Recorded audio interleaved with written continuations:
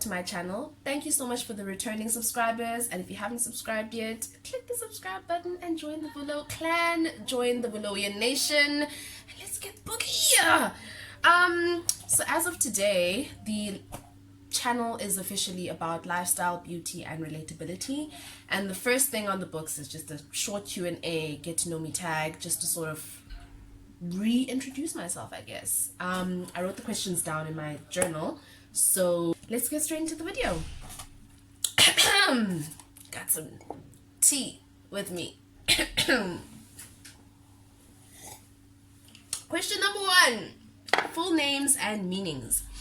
Okay, so my full names are Vuyelwa Irene Nokuthula Ndlovu. Vuyelwa makes sense in a sentence. Babe Vuyelwa Mangizalwa, so people were happy for my parents when I was born. Irene, in Greek mythology, she was the personification of peace, some sort of goddess, so goddess of peace, Nokuthula literally means peaceful one. So basically I was named based on the state of my parents' relationship at the time I was born. So it was peaceful and happy.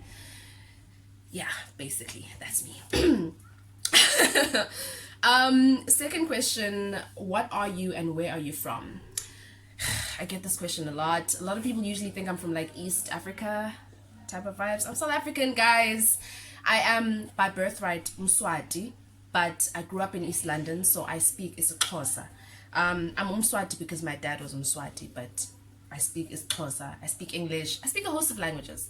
I'm multilingual, okay? Je ne parle pas bien le français, mais je sais. Yeah, just for your information. Some questions got deep. Okay, what's the single decision you've made that's been most beneficial, and what's the least beneficial decision you've ever made? The most beneficial definition, I think, was to fight for myself. I'm no stranger to being through the most. I've been through the most in childhood, I've been through the most here at varsity, and I think the best decision I made for myself was to fight. Like, I decided I want to be alive, I want to be here, I want to be better, so that's the decision that I made. The least beneficial, fam, there's been quite a few, but yeah, we'll get into that in another video. And then one of you asked about being Miss UWC. There's 4 questions, 4 sub questions in total.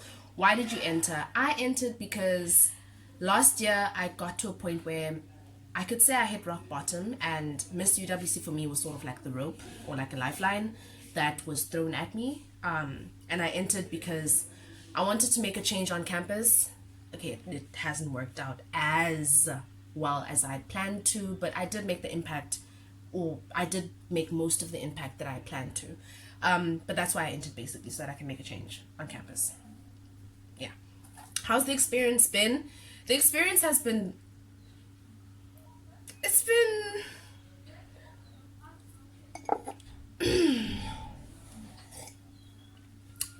just say, those who know that I'm Miss UWC, but like staff members and stuff, don't nobody know about no Miss UWC or Mr. UWC. I'll be like, I'm Miss UWC. They'll be like, you what now? But anyway, it's been good though. It has been good. I mean, not just knowing that I have the title, but also knowing that, I stood for something, which was in a sense myself, and then also standing up for others. That for me was all the experience there needed to be. What would you change about your reign? I would definitely make sure that more staff members know that I'm Miss UWC. I mean, perks much? Anyway, and then I tweaked this question a bit so that it would read, what advice would you give the next Miss UWC?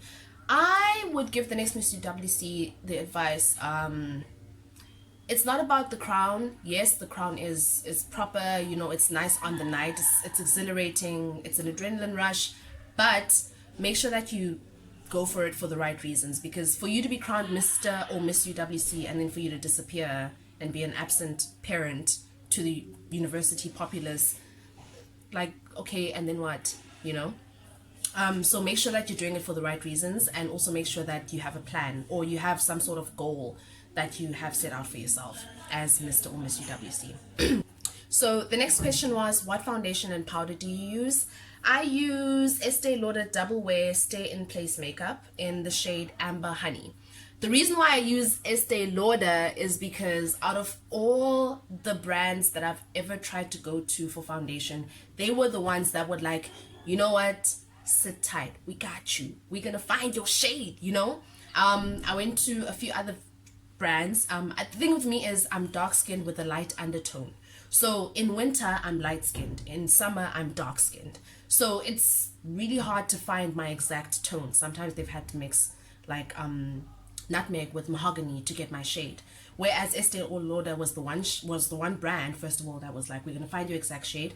And secondly, my skin is prone to acne. I'm very prone to acne. A lot of you commented, and I appreciate your comments, saying that I've got flawless skin. I don't have flawless skin. I've got acne scars, and I've got like hyperpigmentation all over my face. Okay, mainly on my cheekbones. I don't know why that is, and on my forehead. But Estee Lauder is the one that did not make me react. I didn't get any pimples, I didn't get any rashes, I didn't get any shine after using it. So that is the foundation that I use, the Estee Lauder Double Wear. It does dry matte and it doesn't oxidize as well, so it doesn't change the skin tone after a certain amount of time. That's the foundation that I use. I don't use powder. I do use setting powder though, like after I do my makeup, and then I use setting spray, if that makes a difference, but I don't use powder yet. Next question was, have you ever experienced a burnout work-wise, and how did you get out of it? I have experienced a burnout, 2 major burnouts. I think they've been more, but 2 most notable burnouts. There was one in 2017, actually one in 2016 and one in 2017. 2016, I was going through a lot. I went through a lot. I basically dropped out, and then I was also working and also trying to pick up studies. One did lose out of the 2, as most of you can figure out, was the studies. But there was a time at work where 2 times at work where I collapsed. I was hospitalized, and that was basically me burning out because I was malnourished, I was dehydrated, and I was just focusing so much on keeping going as opposed to just like standing still, because standing still for me was dealing with my issues, if I can put it that way. So I did burn out. How I eventually coped with it was, first of all, paying attention to my health, focusing more on my nutrition than keeping going. And then resultantly, last year I started getting therapy, and that helped a lot, like a lot. Started getting therapy going into this year as well. I was getting therapy. I stopped getting therapy last semester, and this semester I feel like I can stand on my own 2 feet and I'm okay. That's not to say that I won't need therapy in future or that I'm perfect now, but that's just to say that that's what I used as a coping mechanism. Also, journaling. I always have a journal. Journaling, talking to somebody, whether that somebody is your friend. I've got a girl squad that you'll meet soon. And I've also been speaking to a professional, healthcare professional. Taking care of your health, if that means exercising or eating proper, taking care of your health is different to each one of us. So just do what you got to do. Yeah, so that's how I got out of it. And next question, are you single? No. Next! What is the first thing you notice about a person?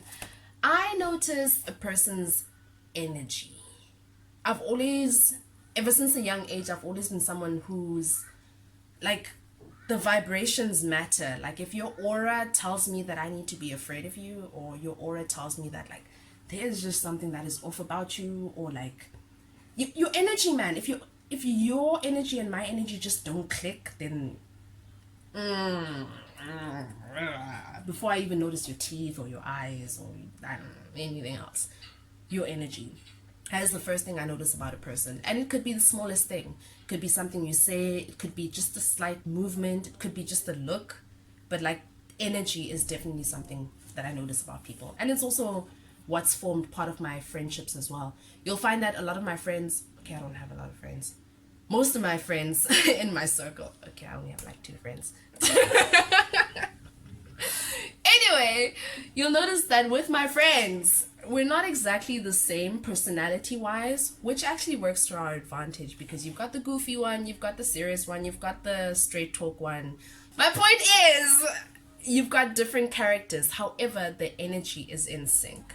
You know, I feel like even if you're not alike, but if the energy is in sync, then it just flows, you know, and the energy doesn't die. When it's meant to be, it's meant to be. Second last question is, for what in your life are you most grateful for? Yo, guys, I'm most grateful for, okay, I'll give 3. First of all, the gift of life. Like, the past few months, I've been going through the most with my health, where I just got sick. I got really, really, really sick. And there was just a lot going on. Like, literally, it was like my health was just throwing like signals in every single direction, like, oh, this there, and then when you fix this thing, another thing pops up, and then while this thing is popping up and being fixed, another one pops up. Like, my health was just really deteriorating, and I got to a point where I was just like really legit considering the fact that I might die. But yeah, first and foremost, I'm really grateful for the gift of life. I'm a very spiritual person, not really religious, but very spiritual, and I thank the heavens above for the gift of life. Secondly, I'm really grateful for my family. That encompasses my mother, my dad, may his soul rest in peace, my godfather, my siblings, everyone that I consider family, my girls. I consider my girls family. I don't really have friends. I have family. I have sisters. I have brothers, you know. So that is something that I'm really grateful for, my family. Everything that I consider to be everyone that I consider to be family is what I'm grateful for. Thirdly, I'm grateful for my spirit. You know, I got a bomb diggity ass spirit, you know. I'm really grateful for the fact that I was like, as much as you know, I've been through a lot. I was able to, a few years ago, I adopted this whole living on the bright side philosophy, where like in everything that goes haywire in my life, I always try to find the bright side. So it's like, okay, you break a leg, worst case scenario, like really extreme, but like you break a leg, but on the bright side, you're alive, you know. You get into a car accident, on the bright side, I'm not breathing using ventilating machines. On the bright side, you know, like, there's always a bright side. You know, you get a tumor, on the bright side, there's a treatment. On the bright side, the tumor disappeared. You know, you fail a subject, on the bright side, you're still able to be readmitted into school and repeat the project or repeat the module and learn something that you might have missed the previous year. Yeah, I'm really grateful for that spirit. Whether it was God that instilled that in me or my experience, I think it was a combination really of my experiences, my beliefs, and just the people that are around me as well. So that is the 3 combinations that make me who I am and what I'm grateful for. Last question. When are you graduating? On my graduation day.